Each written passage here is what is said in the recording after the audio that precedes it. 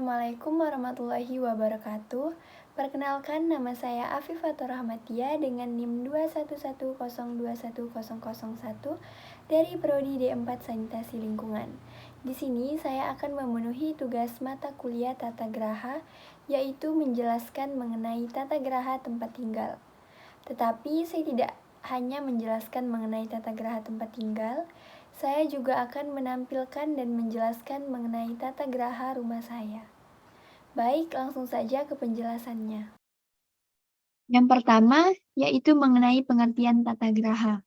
Nah, tata graha ini berasal dari kata tata yang artinya menata atau mengatur, dan graha yang berarti rumah, wisma, hotel, ataupun yang biasa disebut dengan bangunan. Nah, dalam bahasa Inggris, tata graha ini disebut sebagai housekeeping.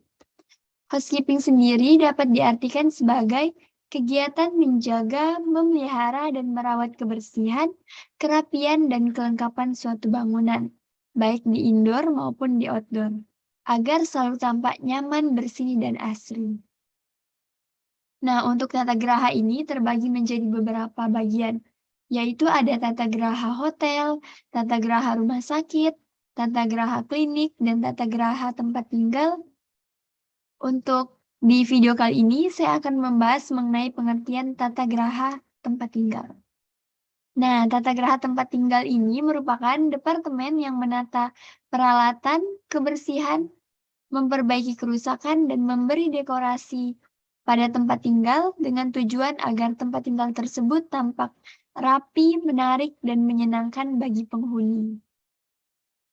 Sedangkan tempat tinggal sendiri dapat diartikan sebagai sebuah tempat tinggal yang berwujud rumah ataupun tempat berteduh dan struktur lain yang dapat digunakan manusia untuk beristirahat. Selanjutnya, pengertian rumah ditinjau secara fisik dan psikologis. Yang pertama yaitu secara fisik. Dari segi fisik, rumah berarti suatu bangunan tempat kembali dari berpergian, bekerja, ataupun tempat untuk memulihkan kondisi fisik dan mental setelah melaksanakan kegiatan sehari-hari. Yang kedua yaitu secara psikologis. Nah, dari segi psikologis ini, rumah berarti suatu tempat untuk tinggal ataupun tempat untuk melakukan kegiatan secara tentram, damai, dan menyenangkan bagi penghuninya. Rumah ini tidak hanya sekedar tempat untuk melepas lelah setelah berkegiatan sehari-hari, tetapi di dalam rumah ini juga terkandung arti sebagai tempat untuk membangun kehidupan keluarga yang sejahtera. Untuk rumah yang sehat dan layak huni, tidak harus rumah yang mewah dan besar, melainkan rumah yang kondisi fisik, kimia, dan biologisnya terjaga, sehingga penghuni memperoleh derajat kesehatan yang optimal. Adapun persyaratan standar rumah sehat, ada 4, yaitu sirkulasi udara yang baik, penerangan yang cukup, air bersih yang terpenuhi, dan pembuangan air limbah yang diatur dengan baik agar tidak menimbulkan pencemaran. Ini merupakan persyaratan yang khusus, ada juga persyaratan-persyaratan lain yang mungkin nanti bisa diperdalam lagi. Adapun bagian-bagian tata graha tempat tinggal, yang pertama yaitu kepala keluarga. Karena kepala keluarga ini sangat penting ya di sebuah tempat tinggal. Yang kedua yaitu ruang umum. Nah, ruang umum ini bisa ada ruang tamu, garasi, dan halaman. Yang ketiga yaitu bagian kamar. Yang keempat bagian ruang makan atau biasa disebut dengan food beverage ataupun biasanya disebut dengan dapur. Yang terakhir yaitu bagian binatu. Nah, bagian binatu ini merupakan bagian paling belakang atau biasa di rumah-rumah itu bagian tempat untuk pencucian. Saya rasa sekian yang dapat saya paparkan mengenai tata graha. Kurang dan lebihnya mohon dimaafkan. Baik, setelah tadi saya menjelaskan mengenai tata graha, selanjutnya saya akan menjelaskan mengenai tata graha rumah saya.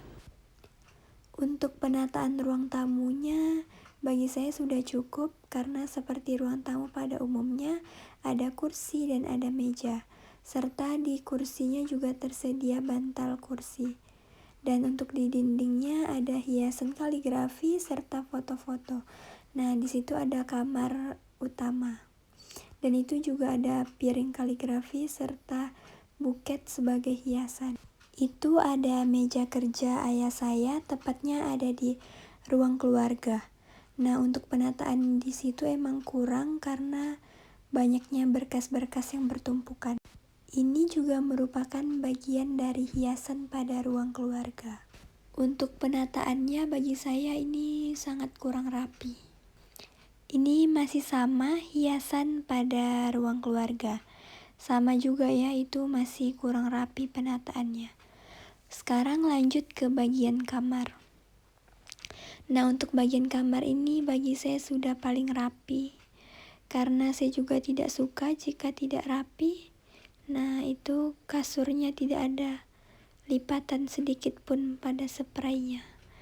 Ya, seperti itulah penataannya, penataan pada umumnya.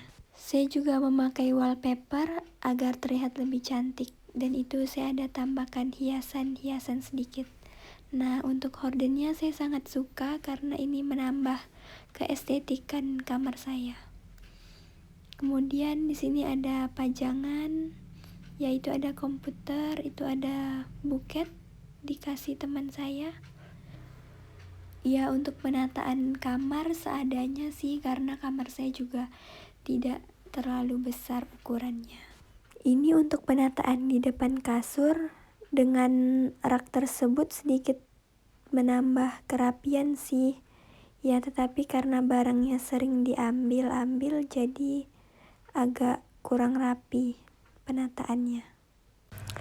Ini pada bagian dapur bersih, tetapi di sini ada mesin cuci karena dekat dengan kamar mandi sehingga mudah dalam proses pengambilan airnya.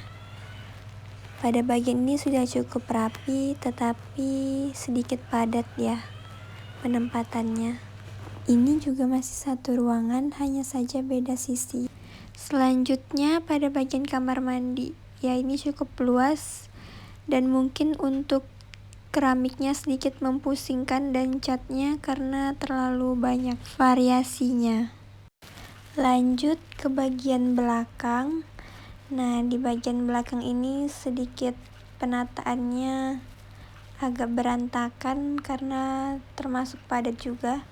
Nah, di situ ada hiasan biar tidak boring di rumah, yaitu tataannya tidak rapi.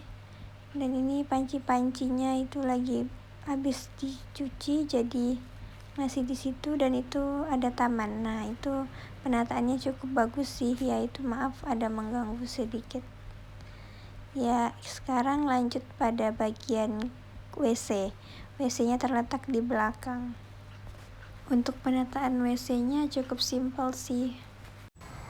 Baik, saya rasa cukup sekian, kurang lebihnya mohon dimaafkan. Terima kasih. Wassalamualaikum.